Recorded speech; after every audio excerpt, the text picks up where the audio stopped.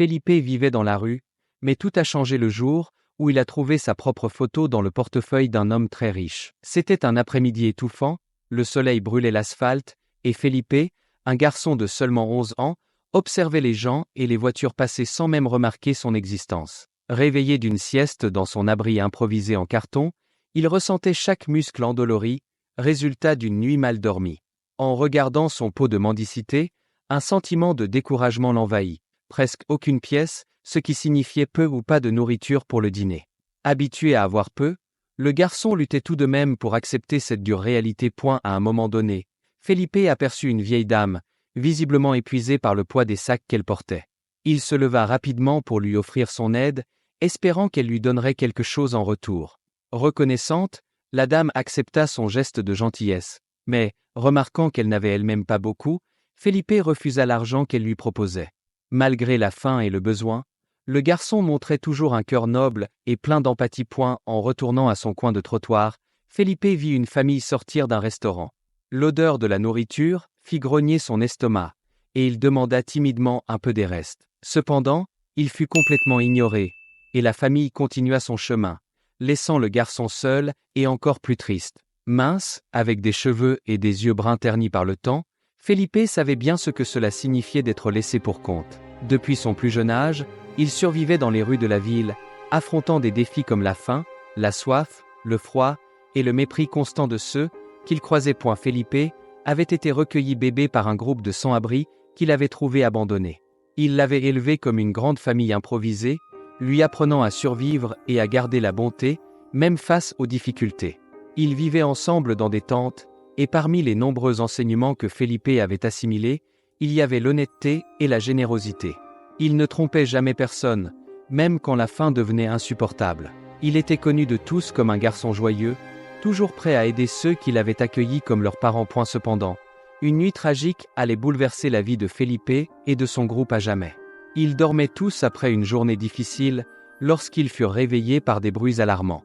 En quelques secondes, un groupe de jeunes attaqua le camp, lançant des bouteilles de liquide inflammable et incendiant les tentes. Le feu se propagea rapidement, semant le chaos et le désespoir. Bien que certains aient réussi à fuir, beaucoup furent blessés, et certains perdirent la vie dans cette brutalité injuste. Cet événement allait marquer à jamais le destin de Felipe et de ses amis de la rue. Pour Felipe, cet assaut fut l'un des moments les plus traumatisants de sa vie, et tout changea. Au milieu de la confusion et de la panique, il se retrouva séparé de son groupe et courut sans but, ne sachant où aller. Les images de ses amis au milieu des flammes et les cris de douleur résonnaient dans son esprit.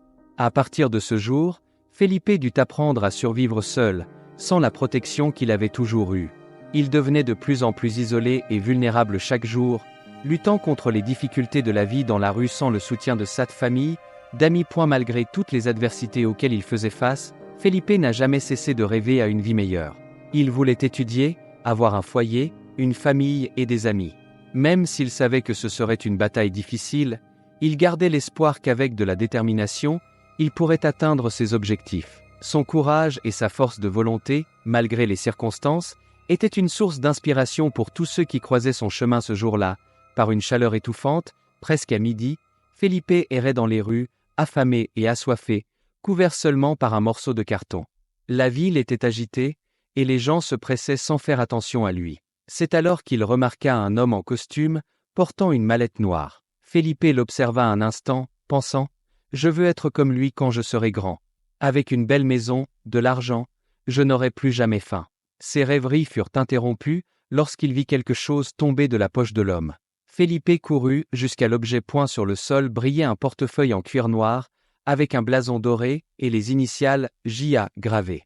Le garçon ramassa le portefeuille et chercha l'homme du regard, mais celui-ci avait déjà disparu dans la foule. Il décida d'ouvrir le portefeuille pour voir s'il y avait un document ou une adresse. En le faisant, il resta sans voix devant la quantité d'argent et les cartes de crédit qu'il contenait. Il n'avait jamais vu autant d'argent d'un seul coup. Malgré la tentation, Felipe savait ce qu'il devait faire, rendre le portefeuille. Il se mit à courir dans la rue, dans l'espoir de retrouver l'homme. Même si ses pieds étaient douloureux à cause de ses sandales usées, il ne renonça pas. Bientôt, il aperçut l'homme en costume entrer dans un immeuble de luxe. Felipe courut aussi vite qu'il put et, à bout de souffle, cria « Votre portefeuille !» Mais en arrivant à l'entrée, il fut arrêté par le vigile. « Qu'est-ce que tu veux, gamin ?» dit le vigile d'un ton rude. « Ici, il n'y a rien pour toi. Va-t'en. » Felipe, essayant de rester calme, répondit « Je veux juste rendre ce portefeuille. » Pendant l'accouchement, un infirmier complice avait tenté de livrer l'un des bébés aux bandits. Mais la situation avait échappé à tout contrôle lorsqu'un membre du personnel hospitalier, soupçonnant quelque chose d'anormal, avait alerté la police. Dans la panique, Rory s'était précipité à la recherche de son enfant enlevé, laissant Scarlett seule dans le moment le plus délicat, alors qu'elle accouchait du deuxième jumeau. L'hôpital avait été envahi par les sirènes et les policiers. Essayant de comprendre ce qui se passait, et la bande de criminels, en fuite, avait eu un accident alors qu'elle était poursuivie par la police. Leur voiture s'était écrasée contre un arbre sur une route déserte. Leur plan s'était effondré et les criminels avaient été arrêtés, à l'exception d'un infirmier qui s'était enfui dans la forêt avec le bébé. Cet homme avait ensuite abandonné le nouveau-né dans une ruelle sombre en revenant en ville. Les parents, dévastés, n'avaient jamais renoncé à retrouver leur enfant.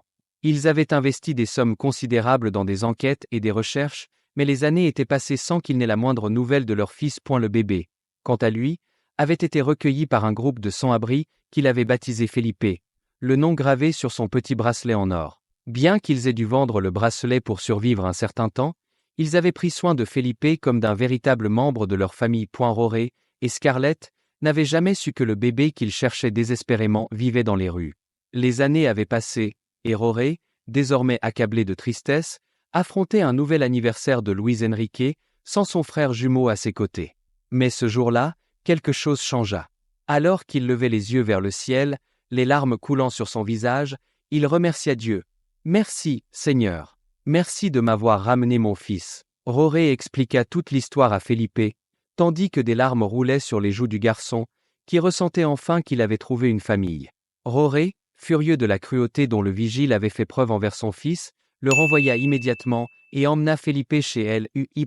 La réunion avec Scarlett et Luis Enrique fut l'un des moments les plus émouvants que l'on puisse imaginer. Même si Felipe était encore couvert de poussière et de saleté, ils l'embrassèrent avec tout leur amour, sans se soucier de son apparence. Avec le temps, Felipe s'adapta à sa nouvelle vie de confort et de richesse, mais il n'oublia jamais ses origines dans la rue.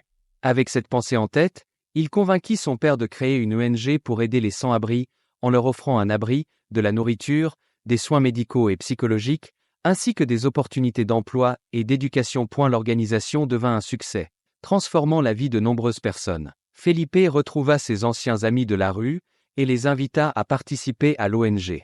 Ensemble, ils travaillèrent pour aider encore plus de personnes à recommencer leur vie. Avec le temps, l'ONG devint une référence dans la ville, et Felipe trouva son véritable but.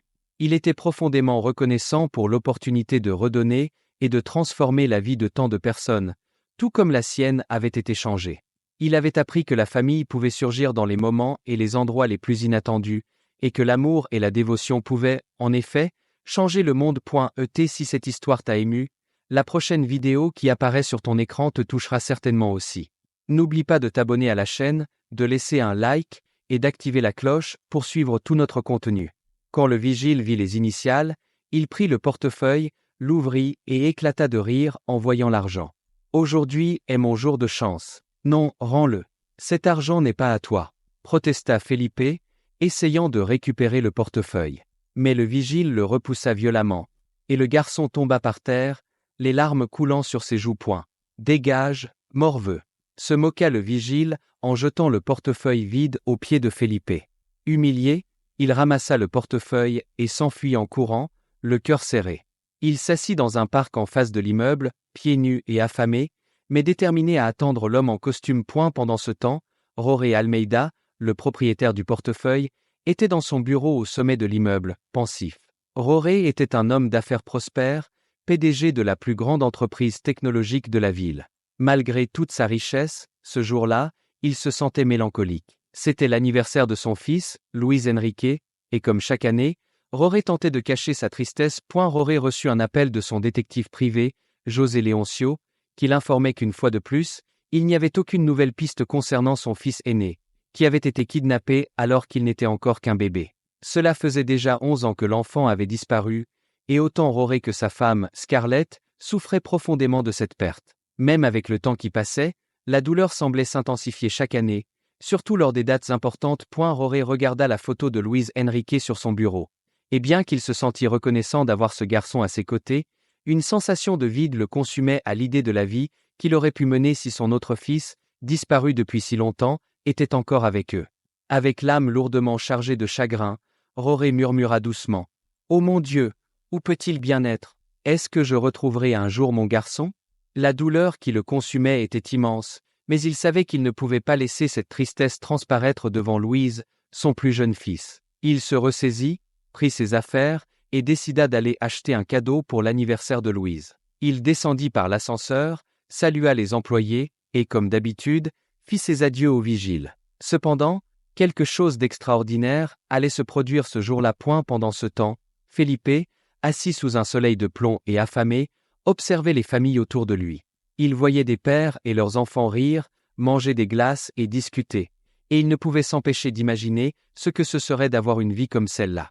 Est-ce qu'un jour j'aurai de nouveau quelqu'un à qui parler? Pensa-t-il, ressentant un immense vide. Les souvenirs du jour où il avait perdu la seule famille qu'il avait connue le hantaient. Tout ce qu'il désirait, c'était retrouver une famille. Pendant quelques instants, Felipe réfléchit à sa vie. Pourquoi ses parents l'avaient-ils abandonné?